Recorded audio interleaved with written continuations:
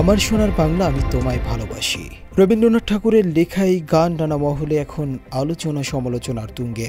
গত বছরের আগস্টে ছাত্র জনতার গণ অভ্যুত্থানে শেখ হাসিনা দেশ ছেড়ে পালানোর পর জাতীয় সঙ্গীত নিয়ে নতুন করে বিতর্ক শুরু হয়। দাবি ওঠে জাতীয় সঙ্গীত পরিবর্তনের। স্বাধীনতা অর্জনের বহুত আগেই এই সঙ্গীতটা লেখা হয়, যেটা লিখছেন রবীন্দ্রনাথ ঠাকুর। তিনি পুরা সঙ্গীতটা আমাদের দেশে তো হয়তো 14 লাইন পড়ানো হয়, কিন্তু পুরো সঙ্গীতটা বিশ্লেষণ করলে দেখা যায় যে এই সঙ্গীতের মধ্যে একটা নির্দিষ্ট একটা স্পেসিফিকলি একটা ধর্মের বিষয়ে তারা এই সঙ্গীতটা লেখা। জাতীয় সঙ্গীত হবে ইসলামিক, এটাই আমাদের দরকার, আমরা এটাই চাই। ওই সমস্ত ওই হান্দি এই সমস্ত এগুলো আমার কোনো দরকার করে না। 1905 সালে বঙ্গভঙ্গ রদের সময় বাংলার বিপক্ষে থাকা রবীন্দ্রনাথের এই গানকে বাংলাদেশের জাতীয় সঙ্গীত করা হয়েছে। এই বাংলার বিপক্ষে রচিত গানটিকে জাতীয় সঙ্গীত করে বাংলাদেশকে ভারতের দাসত্বে পরিণত করেন শেখ মুজিবুর রহমান।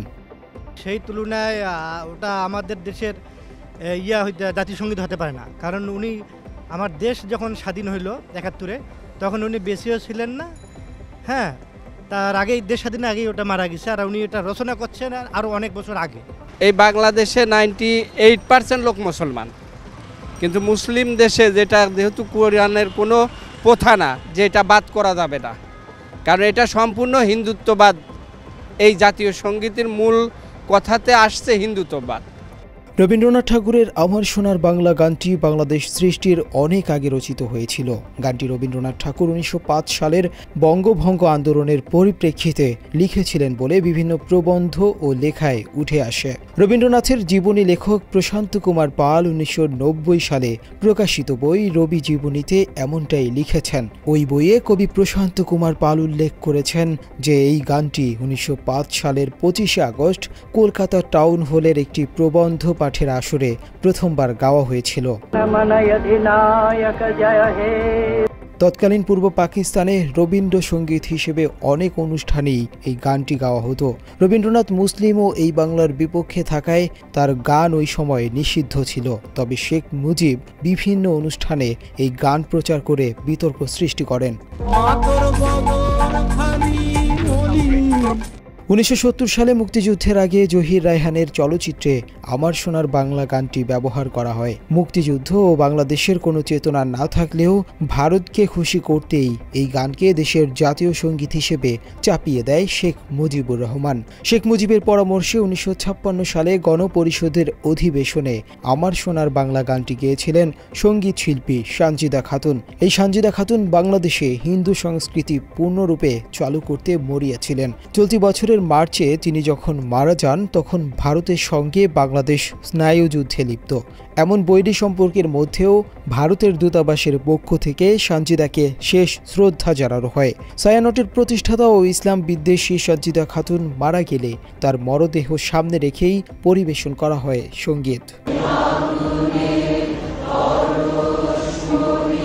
মাত্র 30% টাকায় জমির মালিক হয়ে নতুন বাংলাদেশের গড়ে তোলার স্বপ্ন দেখা বাংলা বসতি। 1971-এর এপ্রিলে আমার সোনার বাংলাকে আনুষ্ঠানিকভাবে জাতীয় সঙ্গীতের স্বীকৃতি দেয় স্বাধীন বাংলাদেশের প্রথম সরকার। শেখ মুজিবের ভারত প্রীতি আরও প্রগাঢ় হয়ে ওঠে যখন 1971 সালের 17 এপ্রিল মেহেরপুরের বৈদ্যনাথ তলায় বাংলাদেশের অস্থায়ী সরকারের শপথ গ্রহণ অনুষ্ঠানে ভারতের নদিয়া জেলার কৃষ্ণনগর থেকে একদল গায়ককে আনা হয়েছিল আমার সোনার বাংলা গাওয়ার জন্য। ওই সময় দ্বিজেন্দ্র লাল রায়ের মুক্তিযুদ্ধকে ঘিরে লেখা এমন দেশটি কোথাও খুঁজে পাবে না কো তুমি গানটি সবার পছন্দের তালিকায় থাকলেও রবীন্দ্রসঙ্গীতকেই বেছে নেয় মুজিব।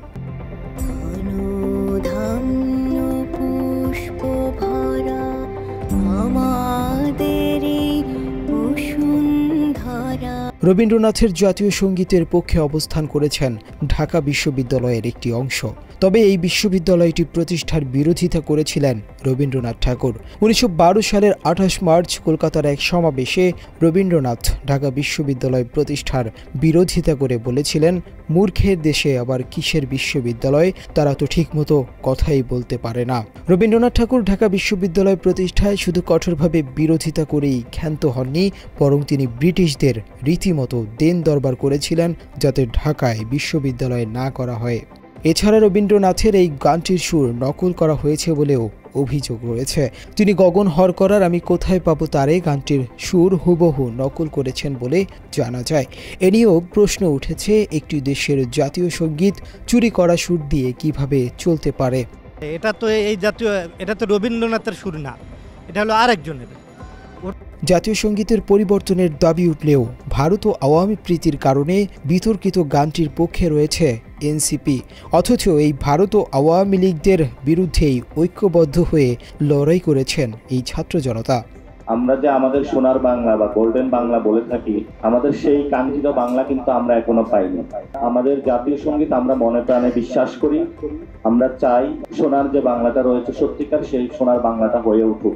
জাতীয় সঙ্গীত নিয়ে শিবিরের সভাপতি জানিয়েছেন, 1905 সালে এই বাংলার বিরুদ্ধে রচিত গান জাতীয় সঙ্গীত হলে তা নিয়ে প্রশ্ন উঠতেই পারে। বঙ্গভঙ্গকে কেন্দ্র করে রবীন্দ্রনাথ ঠাকুর এই জাতীয় সঙ্গীত রচনা করেছিলেন এবং এটা এই বাংলার জন্য বিপক্ষে দাঁড়িয়ে কিন্তু তিনি সেটা রচনা করেছিলেন। গানটি কি করে বাংলাদেশের জাতীয় সঙ্গীত হয় এমন প্রশ্ন তুলে এর তীব্র সমালোচনা করেছেন ইসলামিক চিন্তাবিদ শায়েখ আহমদুল্লাহ। তিনি দ্রুত এই জাতীয় সঙ্গীত পরিবর্তনের দাবি জানান। যেই গীতের মধ্যে কোথাও বাংলাদেশ শব্দটাই নেই, সে গীত কিভাবে এদেশের জাতীয় সঙ্গীত হতে পারে? দাবিটা অযৌক্তিক না। যারা মনে করেন অপরিবর্তনের দাবি তুললেই যারা মনে করেন যে বোধহয় সব গেল, তারা কি এটাকে করোনারিস মনে করেন নাকি যে করোনারিস না পরিবর্তন করা যায় না?